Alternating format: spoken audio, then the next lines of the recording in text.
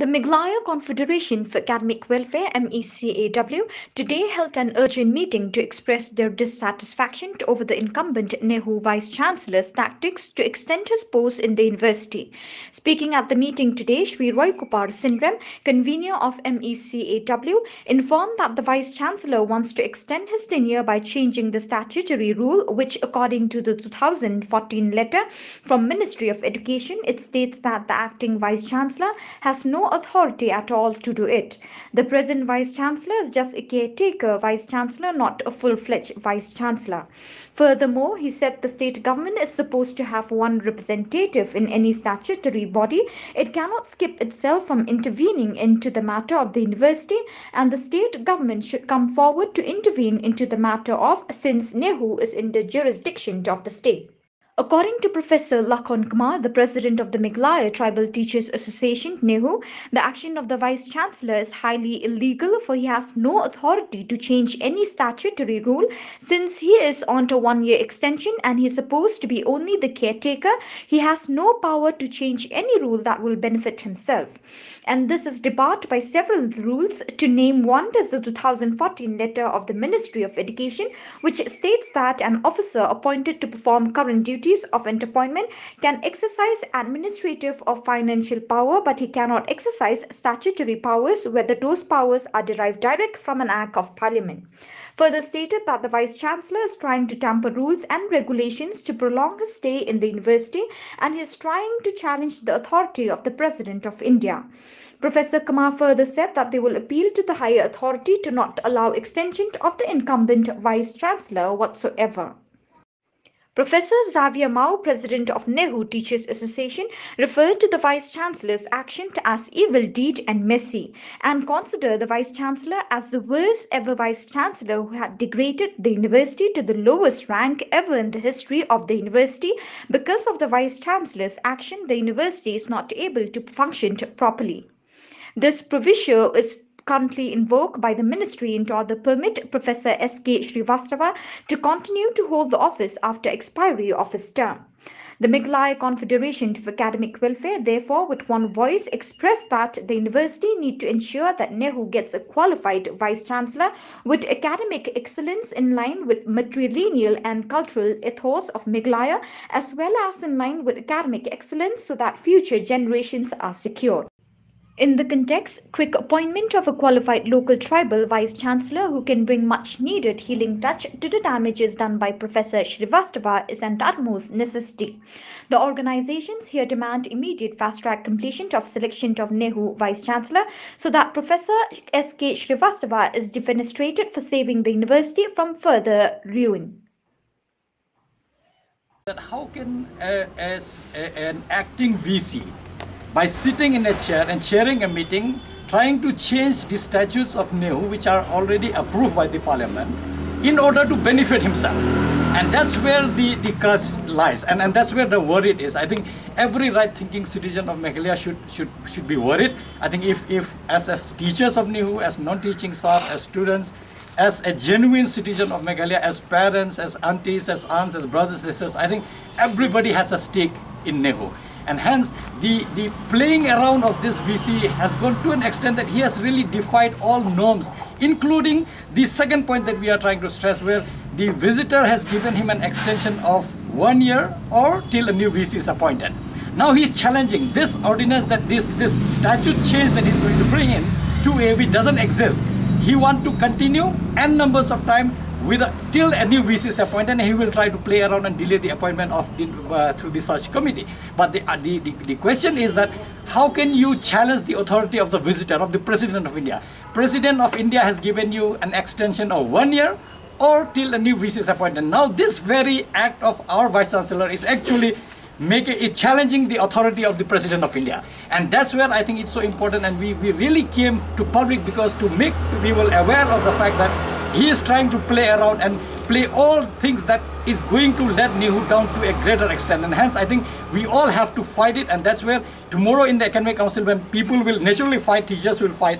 But then in case he succeeds, because he has this habit of manipulating the final draft that is written as far as the resolution is concerned, he might still do it in spite of whatever discussion that goes on. We will of course approach the authority as and when required.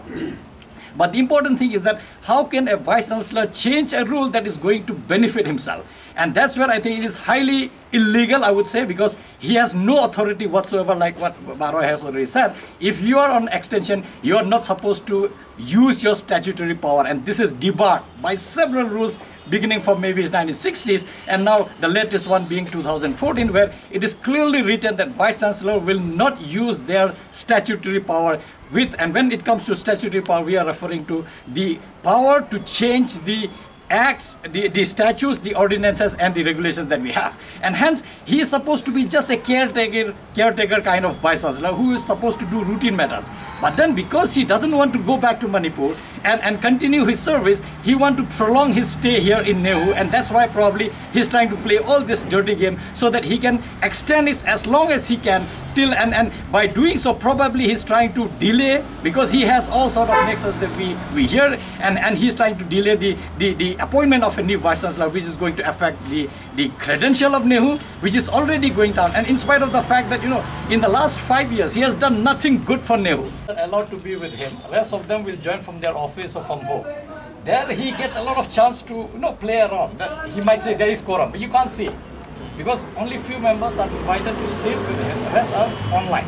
And this, he's taking full advantage of COVID-19 and trying to have this meeting online, so that he can actually pass any resolution, and he will say, oh, we didn't hear you, you suggested something we didn't hear, it was not noted down. Right. And that's how he's taking advantage of it.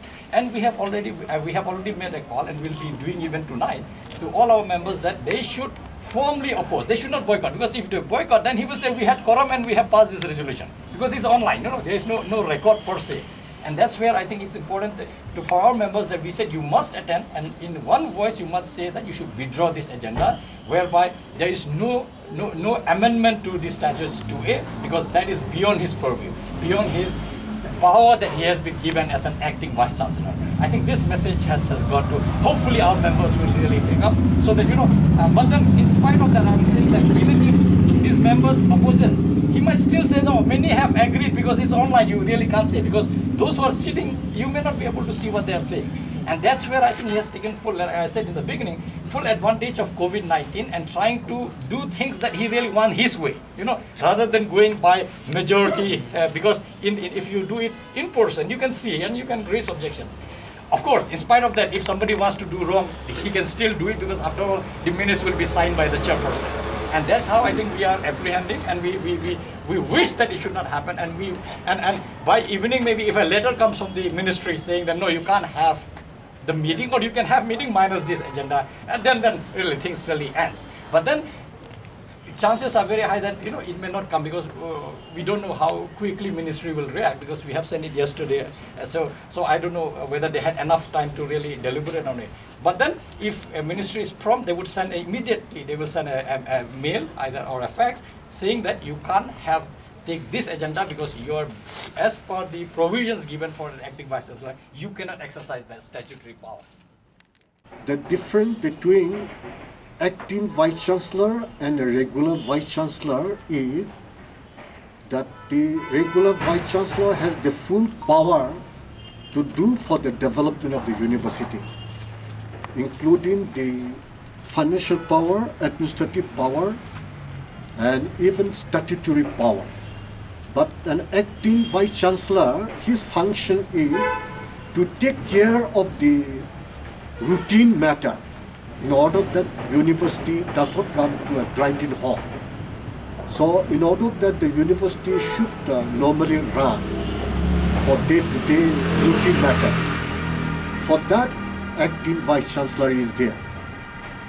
But this vice chancellor, being the worst vice chancellor in our Nehu history, unfortunately, for the last 5 years, the whole of his tenure, we don't have even chancellor who is supposed to be above him, to oversee him, to guide him. But without him, he could do whatever he liked. And that is how he has really spoiled our university completely. And then the highest body of the university is the University Core Committee. There are 2 MPs from Rajya Sabha, 4 MPs from Lok Sabha. Their tenures are already over. But this Vice Chancellor had never taken any step to inform the Lok Sabha Speaker and Rajya Sabha as chairman to take necessary steps to appoint them so that the highest body of the university should oversee what is happening in the university. But without taking any such step, this fellow is doing anything as he likes. And I'm in a way feeling ashamed to share with the public the kind of evil deeds that he's really doing. Very, very messy. Unless the proper authorities are there, the university cannot function.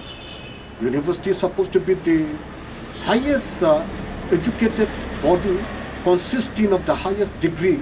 But how this Vice Chancellor has reduced to a very, very low level. So this is what we are really feeling very, very sorry.